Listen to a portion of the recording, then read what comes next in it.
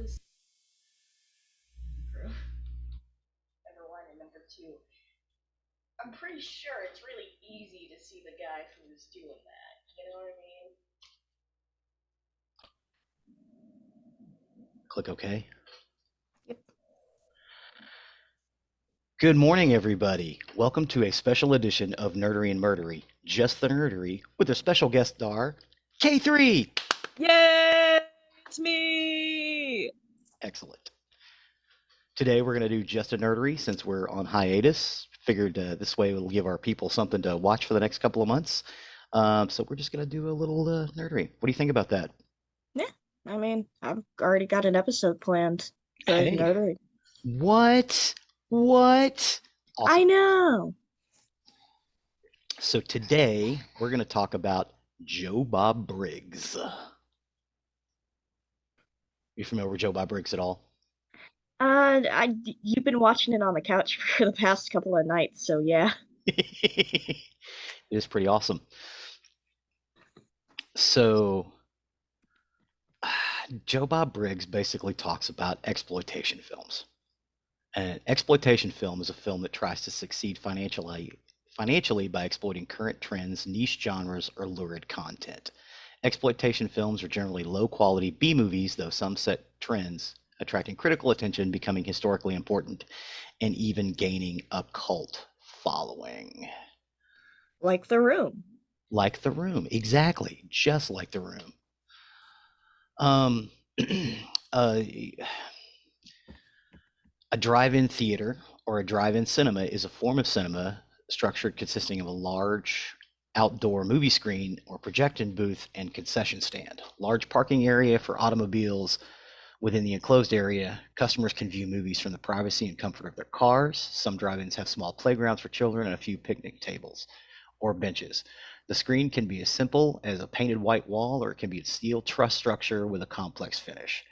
Originally, the movie sound was provided by speakers on the screen and later by individual speakers hung from the windows of each car, which was attached to a small pole by a wire. These speaker systems were supposed to be the more practical method of micro broadcasting the soundtrack to car radios. They also had the advantage of the film soundtrack to be heard in stereo on car stereo systems, which are typically of much higher quality and fidelity than the basic small amount of speakers used in the old systems. The reason I mentioned those two things, exploitation films have been a drive-in staple since the 1950s, helped by relatively limiting oversight compared to downtown theaters. By the 1970s, several venues switched from Showtime family-friendly fare to R-rated or X-rated films as a way to offset declining patronage and revenues, while other venues that still catered to families began to show R-rated or pornographic movies in late-night time slots to bring in extra income. This allowed censored material to be viewed by a wider audience, including those for whom a viewing was still illegal in some states, and it was also reliant upon varying local ordinances controlling such material. It also required a relatively remote location away from the heavier populated areas of towns and cities. Overall, drive-in theaters were getting mainly B movies or low-rated films from the movie industry. What is more, while movie rental fees were increasing, the film industry was also expecting drive-in theaters to maintain a prolonged time to run the shows. A combination of these factors was created difficulties for the drive-ins to compete with growing indoor cinemas. The runaway inflation and real estate interest rate hikes of the late 70s and the early 80s made the large land tracts used by drive-ins increasingly expensive and thus far too valuable for continued use in drive-ins. Many drive-ins operated solely on weekends, while some were open only during the spring and summer months. They were also subject to the whim of nature, as adverse weather often resulted in poor attendance or cancellation. By the late 1980s, the total number of drive-ins still operated in the US and Canada fell to less than 200. Now, with all of that information, which is a lot, I wanted to say that the reason we talked about exploitation films and drive-ins first was because we are talking about Joe Bob Briggs. Joe Bob Briggs is the drive-in movie critic. He's been doing this for, well, okay. His first article was in the Dallas Times Herald in 1982. His name is not Joe Bob Briggs. His name is actually John Bloom. Um, Joe Bob Briggs is an invention of his because the idea was he would go out to the drive-ins on the weekends um, and watch these movies, and he noticed that no one was reviewing them, like because they were exploitation films. The reviewers were kind of snobby about it, and he thought that was wrong. So he invented this character, Joe Bob Briggs, uh, who liked to go out to the drive-ins and watch these movies. It's almost like a Southern man version of Elvira, you could say. Exactly, exactly. That was his idea. Originally, he wanted him to be like a generic human. So his original idea was a guy called Bubba Rodriguez because you weren't really sure where he was from or who he was. And his editor at the time was like, "Yeah, don't do that. Think of the whitest name you can." He's like, Joe Bob Briggs." He's like, "Yeah, that'll work." So that was it. And he started doing these columns in the Dallas Morning News. Well, it picked up kind of a following here in DFW. The Dallas Observer ran it. It became syndicated. Eventually, the Dallas Morning News started getting rid of staff, and he was one of the people they got rid of. Um, so what? Yeah, it was about 1986, right? Well, in 1986, the Movie Channel, which is a premium pay site like HBO, Showtime, the Movie Channel, stars like that, the Movie Channel, their whole thing originally was they were just going to show movies. They weren't going to do shows. They weren't going to show boxing. They were just going to show movies. So they bought the rights to show a whole bunch of movies. Well, when they bought them, they bought 100, 200 movies that they wanted. But when they bought them, they had to buy them in a lot. So they had these other 400 or 500 pictures that were basically B movies, and they bought them from the distributors. So their idea was, well, since we bought them, we have the rights to show them. We're going to do like a B movie night. And it was about this time that Joe Bob Briggs lost his gig at the Dallas Observer. Dallas Times Herald. He was still running he ran his column in the Dallas Observer. I think his column still runs in the Dallas Observer. Um, but yeah, so the Movie Channel he gave him a book of the movies that he could use, and he programmed them. And the name of the show was Joe Bob's Drive-In Theater, and it ran from 1986 to 1996. 10 years. Yeah, and then stretch. oh my God, yeah, he did. I want to say, and he did it every week, but he filmed it from here at DFW. In 1996, the Movie Channel decided to basically cancel his show and go in another direction. They wanted to be more like HBO or Showtime. Yeah, exactly. But that was okay because TNT had been running, which was a basic cable show, had been running a B movie night for mostly horror called Monster Vision, right? Originally, it was just they had a voiceover that announced it, but they wanted like a horror host kind of thing. So they got Penn and Teller for about a year. Penn and Teller for a horror movie? Yeah, yeah, they were pretty good, but they didn't quite dial it in. So in 1996, when Joe Bob Briggs left or was fired from the Movie Channel, TNT was like, "Hey, you want to host Monster Vision?" He's like, "Fine, but I want to do it just like my old show," which is what he did. So he did Monster Vision from 1996 to early 2000. Then TNT decided to change the format and called it Hollywood Movie Night and moved him from the DFW area out to California and completely changed the show. This lasted 3-4 months, and eventually they just stopped doing it. They didn't.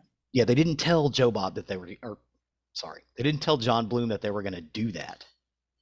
Like he didn't know. He just got a letter in the mail said we no longer require your services. So then he moves back to DFW because he had to spend like a year out in LA, and he starts going back to basically regular writing. Because again, Joe Bob Briggs is a character. John Bloom is a very serious journalist.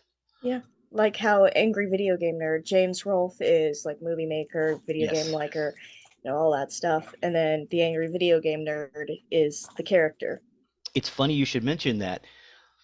Uh, James Rolfe, one of his heroes was Joe Bob Briggs, and I've included in our YouTube page for this episode a really great interview with James Rolfe. It's about half hour, where they're basically talking about that. Um, and John Bloom is in his Joe Bob Briggs persona. Um, so in 2018, the site Shudder, which is associated with Horror? yes, yeah, it's basically like a horror site, and it belongs to like IFC, um, and some of those other entities. They have Yeah. another, yeah, a special bit where they have this site called Shutter. So they brought The Last Drive-In with Joe Bob Briggs back, and basically his only thing was, I want to make it just like the old show. We want to have a male girl. We want to do all this. Originally, it was just supposed to be a special. So they did like a 24-hour marathon, and there was this actress who goes by Darcy, Darcy the male girl. She was a big cosplayer, and she was an actress and big on the horror circuit. She's the one that convinced John Bloom to go ahead and do it because he didn't want to do it anymore. He'd been off the air for like 17 years and he missed it, but he was a serious journalist in that time between there, but he kind of missed it, and Darcy convinced him to do it. So Darcy the male girl is the impetus for this getting back on television. That 24-hour period show that they did, which was streamed live, they crashed Shutter site, they crashed AMC, they crashed IFC, the Amazon link, because everybody wanted to jump on. It was so successful. They're like, okay, we're going to do more specials, and you need to do, we want you to do 10 weeks of programming every year, plus these specials every year. And every week that we do it, we're going to show a double feature because that's what drive-ins do. Yeah, I And remember. he's been on ever since. Yeah, we literally went to drive-in not too long ago, a little bit long ago, one actually pretty locally, where we saw the Dark Crystal and the Labyrinth. Yes, You know, yes, they which are was good. bringing drive-ins are coming back because people like Yeah, them. yeah, It's and then in the winter they actually converted it to an ice skating rink, which was Mhm. also cool. Yeah, it's called the Coyote. It's in downtown Fort Worth. Coyote, if you want to sponsor us, we'd be happy to have you. We talk about it, do shows out there, whatever you want. Hmm. Give us a ring. Give me free tickets to something cool. Yes, we'll work something out. So Bloom's acting persona as Briggs is that of an unapologetic redneck Texan with an avowed love of the drive-in theaters. He specializes in humorous but appreciative reviews of B movies and cult films, which he calls drive-in movies, as distinguished from indoor bull stuff. In addition to his usual parody of urbane highbrow movie criticisms, his columns characteristically include colorful tales of woman troubles and high-spirited brushes with the law, which inevitably conclude with a rush to catch a movie at the local drive-in, usually with female companionship. Briggs revealed in an interview that he intended the character to have an ambiguous sounding name, which is where he came up with that Bubba Rodriguez. The reviews typically end with a brief ranting of the movie in question's high points, including the types of action represented by nouns, naming objects used in fight scenes with the word foo. So it's like playing card foo, gun foo, which is where we get the term from. It's actually from him. Chainsaw foo, and he just says it like that. He also lists the number of bodies, the number of female breasts, the notational number of total pints of blood spilled, and appropriately untowed movies as a vomit meter. So his typical summary might read: no dead bodies, 117 breasts, multiple aardvarking. Aardvarking are sex scenes. Lap dancing, cage dancing, convenience store dancing, blindfold aardvarking, blind man aardvarking, lesbo foo, pool cue foo, drive-in Academy Award nominations to Tane McClure. Joe Bob says, check it out. He almost says it like, you know how you read a headline for like an accident or Mhm. like it kind of reads like It- that. he was a newspaper guy. That's why he did it that way. That makes sense. Yeah, he was originally a newspaper. He's at his heart is still a newspaper guy. Um, Good luck with that. After a tongue-in-cheek battle with his own convictions and Joe Bob goes back to the drive-in, he also began reviewing film releases on VHS and DVD. This is he so in the between late 2000 and 2018, this is kind of how he kept the Joe Bob persona going.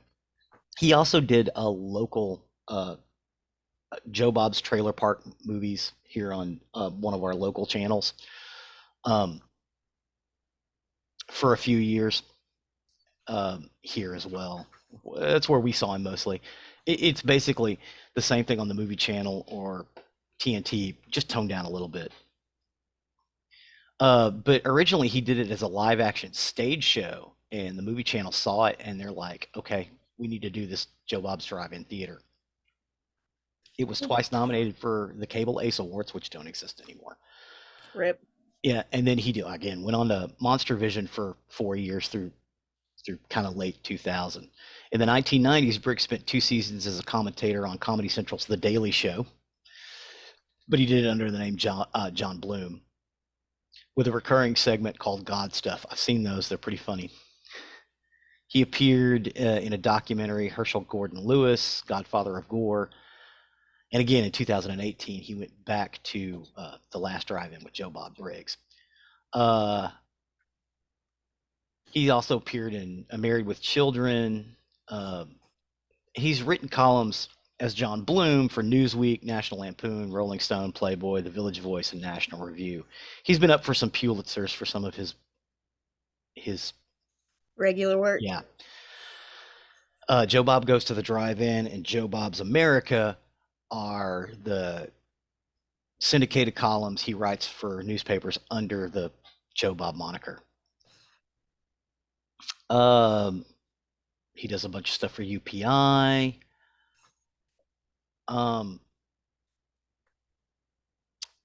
Under his given name, John Blue, he co-wrote with Jim Atkinson the nonfiction book Evidence of Love, the Candy Montgomery story. The book recounts a 1980 Wiley, Texas murder case in which Montgomery killed her ex-lover's wife, Betty Gore, by striking her 41 times with an axe, and was highly publicized trial ending with an unexpected acquittal. The book was adapted into the CBS TV film A Killing in a Small Town, starring Barbara Hershey, and an HBO Max miniseries Love and Death, starring Elizabeth Olsen. Wow. Surprise, surprise. We do have some murdery in this Nerdery episode. There you go. As Joe Bob Briggs, Bloom has published 5 books of satire: Joe Bob Goes to the Drive-In, A Guide to Western Civilization, or My Story, Joe Bob Goes Back to the Drive-In, The Cosmic Wisdom of Joe Bob Briggs, and Iron Joe Bob, his homage to the men's movement and nonfiction books.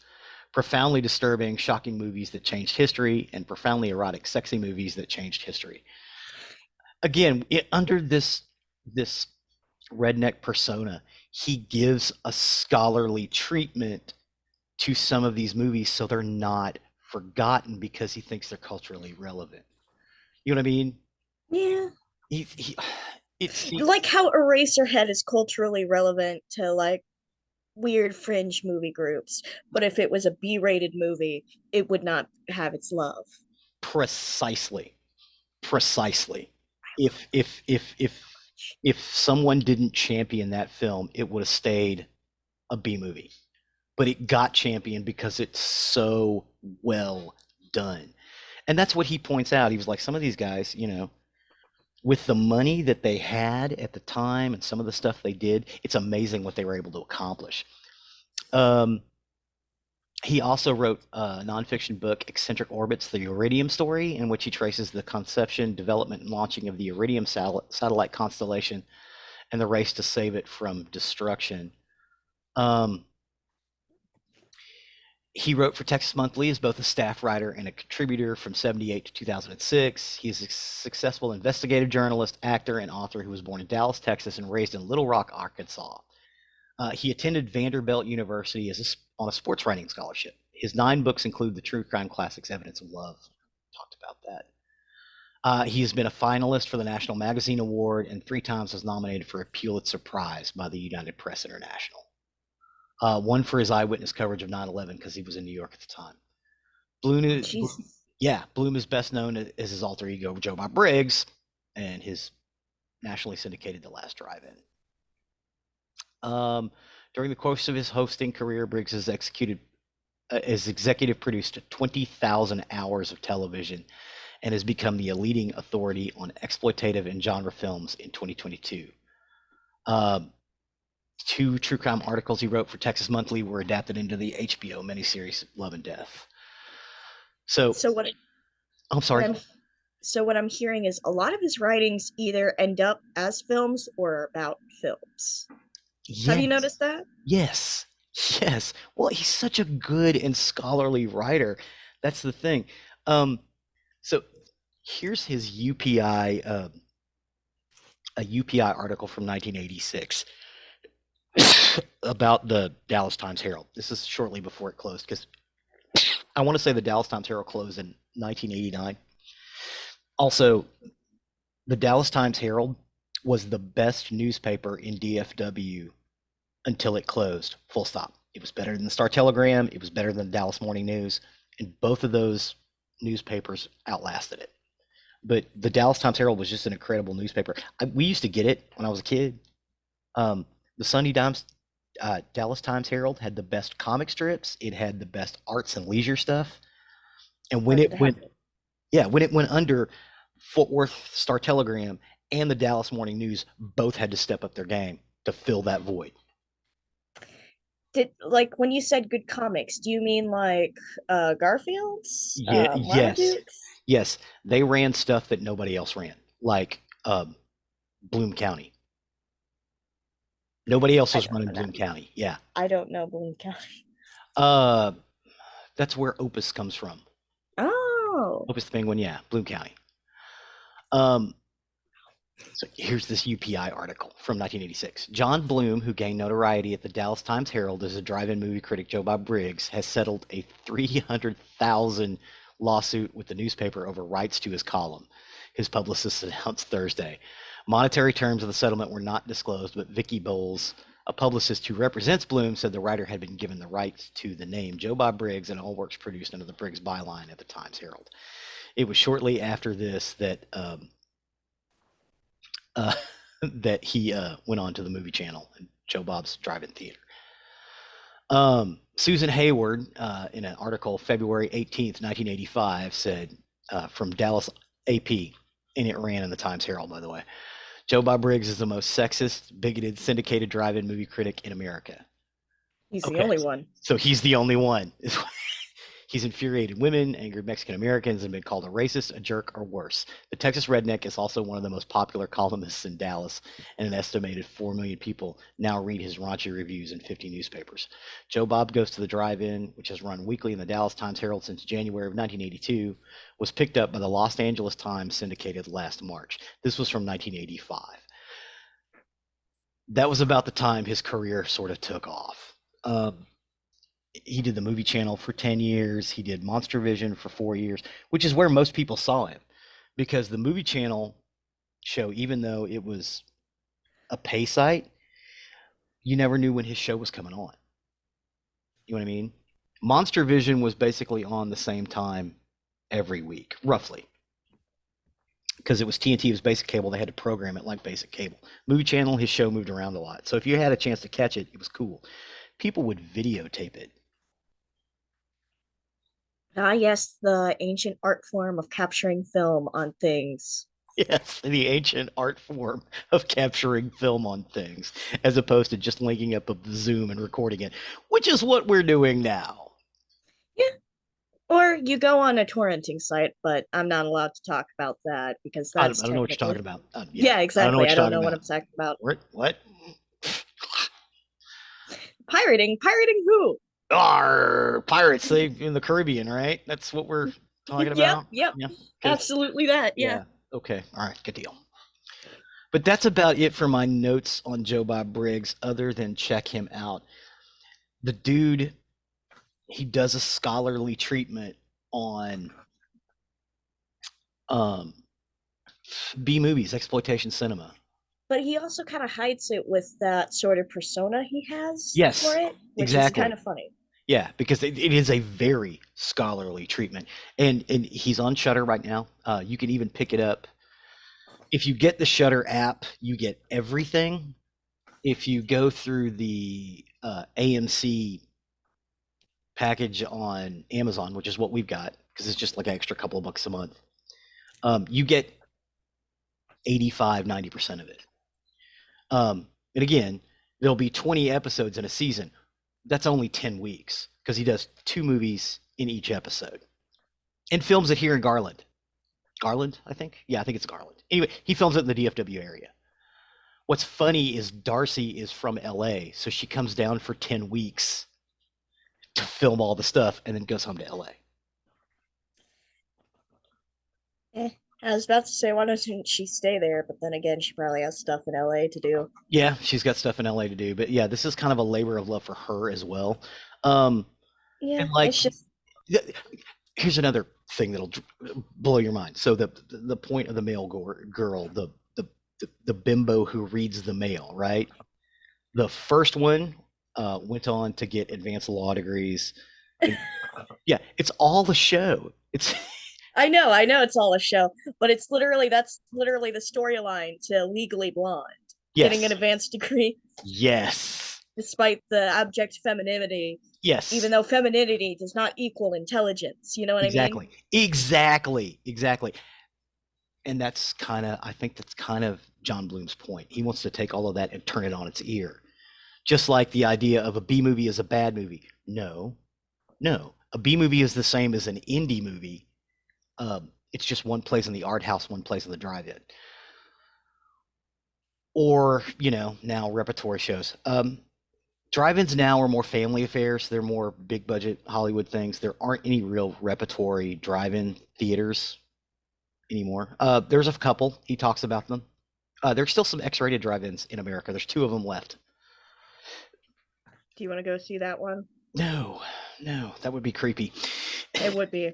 But I would like to go to a drive-in. I'd like to see someone program evenings of exploitative cinema. And they do this every year. There's a big drive-in con at this. It's outside of Driven Pittsburgh. con. I'm Yeah. sorry, the idea of people walking around either dressed as a car or a giant projector is really funny to me. Well, I think they mostly dress as characters of the movie. But yeah, you could. There are people who walk around with like strap-on fake cars. Nice. Yeah. And then Joe Bob and Darcy go do that every year, and they have guests. Um, you also want to talk about the horror hosts, which were regional in every region. We had one here. Joe Bob was kind of ours for a while. And then you had the national ones like Elvira, who started out regionally. Did you hear Elvira actually came out as lesbian recently? Oh, Cassandra Peters? Oh, yeah. I think it's funny that her wife, now wife, used to call herself Elvira's wife all the time. We still had no idea. Elvira's wife, and no one put 2 and 2 together. People do not equate Elvira with Cassandra Peterson, even though she has publicly said, I am Elvira. Elvira is me, They, just like Joe Bob Briggs and John Bloom. They just can't take the 2 together. Batman and Svengoolie Bruce and Wayne. Dave Coase. Dave Coase. Dave Coase has been playing Svengoolie since 1979. People can't separate Coase from Svengoolie. It's literally like the Batman and Bruce Wayne Yeah. sort of thing. Yeah. Now I'm Superman. What, you can't figure it out? Duh. All right, so I think we are about out for this episode. I'd like to say to our Patreons, thank you for staying around for our hiatus. We're going to do some more of these every week, just these little nerdery episodes. K3 is going to program one themselves, so check that Hopefully out. it's good. Yeah, and I think that's about it. So Yeah. I have been Zig with your nerdery. I have been Kim with your internery. Nice. Cue the music. That's supposed to be the music. Anyways, should I leave?